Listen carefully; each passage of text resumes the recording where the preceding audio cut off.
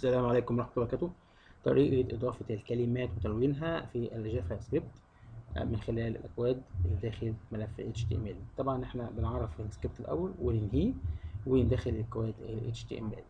بنخش هنا على البرنامج اللي هسيب لك الرابط بتاع أسفل الفيديو، ونفتح على السكريبت بالكلمة باللون، ونفتحها وننسخها ونلصقها في البادي. طب الكلمة عبارة عن ويلكم. نعمل ايه؟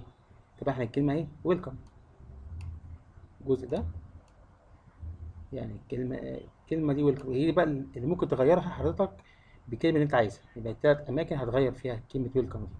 بس تعالى نشوف كده الأول يعني بعد ما نسيف ونشوف ده بقى باللون الأحمر عشان احنا هنا عملناها ريد.